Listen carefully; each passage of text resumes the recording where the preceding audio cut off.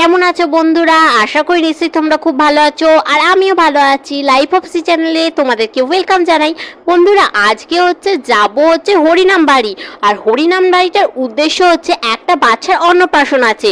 অন্নপ্রাশনে হরিনামের প্রসাদ দেওয়া হবে মুখে। তো বন্ধুরা, আমি তো খুব এক্সাইটেড, আর আমার সাথে সাথে তোমরাও নিশ্চয়ই খুব এক্সাইটেড। তো আমার সাথে থাকো আর পুরো ভিডিওটা দেখতে থাকো। আর আমি কিন্তু সকাল সকাল উঠে পুরো চান করে নিয়েছি, যেমন চান করি প্রতিদিন।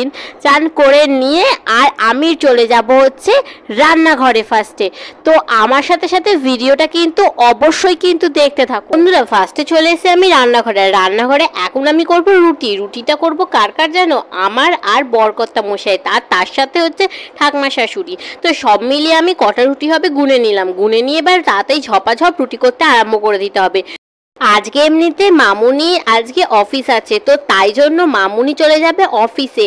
আর আমি একটু রান্না বান্না করে ভাবছি ওখানে হরিনামটা শুনে আসবো।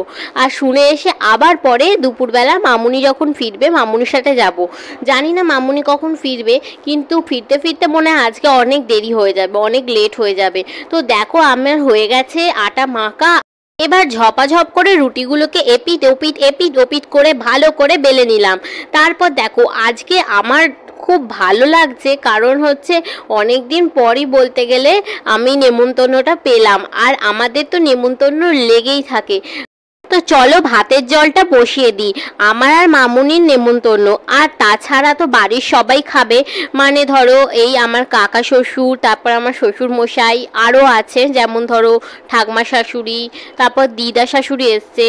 তো সবাই মিলে খাবে, আর তার সাথে তো আমার বরকর্তা মশাই আছেই। তো তার জন্য একটু আয়োজন চলছে আর কি।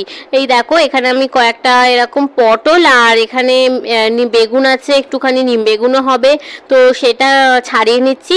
ছাড়িয়ে নিয়ে তারপর রান্না বান্না বসিয়ে দেবো। মামুনি আমার সাথে হেল্প করে দিচ্ছে রান্না বান্নাতে। তো দেখো, আমি এখানে পটল ভালো করে খোসাগুলোকে টক করে ছাড়িয়ে নিচ্ছি। আমি তো এখানে আনাজ সারাচ্ছি, আর মামুনি আমাকে বলছে তোমার চুলটা কিন্তু অনেক সরু হয়ে গেছে, সরু বলতে পাতলা হয়ে গেছে, তোমার চুলের ডগটা কিন্তু এবার কেটে দেবো। মানে কেটে দেবো বলতে কেটে তো দেওয়ারই কথা, কিন্তু যেহেতু আমার বিয়ে এখনো 1 বছর হয়নি, মানে 1 বছর বলতে গেলে হয়ে গেছে ডেট অনুযায়ী, কিন্তু মাস অনুযায়ী মাসে যেহেতু আমার ফাল্গুন মাসে বিয়ে হয়েছে, তাই জন্য এই ফাল্গুন মাসে চুল কাটবো না, একবারে চৈত্র মাসটা পড়লে চৈত্র মাসে চুল কাটবো ভেবে রেখেছি। তো তার জন্য তখনও আমি চুল কাটিনি। তো তাই জন্য মামুনি বলছে যে ফাল্গুন মাসটা আর কাটতে হবে না, একবারে চৈত্র মাসটা পড়বে তখন একবারে চুলের ডগগুলো ক্যাচা করে কাঁচি দিয়ে কেটে দেবে। তো সেটাই আমি বলছি। একই গরম পড়েছে, রুটি খেতে আর ভাল লাগছে না, তাই টিফিনে একটু জলমুড়ি খেয়ে নিলাম। দেখো বন্ধুরা, আমি কিন্তু ঝপাঝপ রেডি হয়ে গেছি একটা হলুদ রঙের শাড়ি পরে। আর এবার আমি বেরোবো, কারণ মামুনি এখনো আসেনি, আর ওরা তো সকাল থেকে আমাকে বলেছেন যাওয়ার কথা, অনেকবার বলেছে, তো আমাকে তো যেতেই হবে। তো চলো যাই। তোমাদের তো আসল জিনিসটা দেখানোই হয়নি, যদিও বা এই জিনিসটা আমি পরেই পেয়েছি হাতে, কারণ এটা মামুনি কিনে এনেছে। তো দেখো, এটা যে বাচ্চাটার অন্নপ্রাশন বললাম, সেই বাচ্চাটার জামা। তো দেখো কি সুন্দর জামাটা। একটা বন্ধুরা দেখো, আমি কিন্তু চলে এসেছি। এসে দেখি এখানে হরিনামের গান হচ্ছে, নাম সংকীর্তন হচ্ছে। তো আমার কিন্তু শুনতে খুবই সুন্দর লাগছিল, খুব ভালো লাগছিল। একটা গান করছে, এত ভালো লাগছে যে কি বলবো, মনে হচ্ছে না যেতে ইচ্ছা করছিল না, কিন্তু ওই যে আমাকে আবার যেতে হবে, গিয়ে সবার ভাত বেড়ে তারপর আসতে হবে। তো আবার আমি চলে যাব। কিছুক্ষণ আমি এখানে বসেছিলাম, অনেকক্ষণই আমার বেশ ভালো লাগছিল। দেখতে দেখতে যেন কোথা দিয়ে সময়টা কেটে গেল। বন্ধুরা, আমি তো চলে এসেছিলাম একদম আমাদের বাড়িতে আর কি। আবার আমরা চলে যাচ্ছি এই যে মামুনিকে নিয়ে। মামুনি আগে যাচ্ছে, আমি পেছন যাচ্ছি। তো হাতে জামাটা নিয়ে নিয়েছি। আর এখানে দেখো, বাচ্চাটাকে এখানে ন্যাড়া করা হচ্ছে। আর এখানে দেখো আমাদের খেতে দিয়ে দিয়েছে। এবার খাওয়া দাওয়ার পালা। ভাত দিয়ে দিল, ঝুরো গরম গরম ভাত। আর এটা কিন্তু হরিনামের প্রসাদ, ঠিক আছে। তো দেখো, এখানে শাক ভাজা দিয়ে দিয়েছে। শাক ভাজাটাও কিন্তু ভালো হয়েছে বেশ। আর আমি শাক ভাজা ভাজাটা তুলে দিচ্ছি মামুনির পাতে, কারণ আমি শাক খাই না বেশি। তো দেখো এখানে খুব সুন্দর ভাতটা দিয়ে শাক খাওয়া হয়ে গেছে। এবার হবে হচ্ছে যেটা আমার ফেভারিট জিনিস, সেটা হচ্ছে শুক্তো। তো এরপর আসছে হচ্ছে শুক্তো দেয়া হবে। আর সত্যি কথা বলতে খুবই সুন্দর খেতে হয়েছে শাক ভাজাটা, আমি তাকে শাক খাই না। আর এই দেখো শুক্তো দেওয়া হয়েছে, শুক্তোর কালারটা কিন্তু একটু অন্যরকম হয়েছে।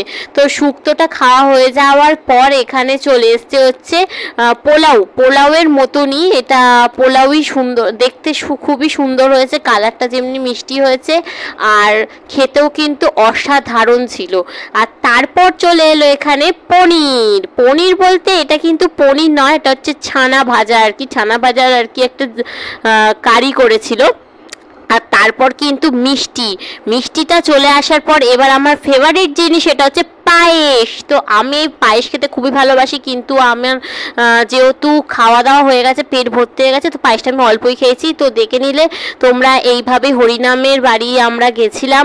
তো আমার কিন্তু খুব ভালো লেগেছে, তোমাদের কেমন লেগেছে অবশ্যই জানিও। যদি তোমাদের ভালো লেগে থাকে তাহলে অবশ্যই লাইক, কমেন্ট এবং সাবস্ক্রাইব করে দিও।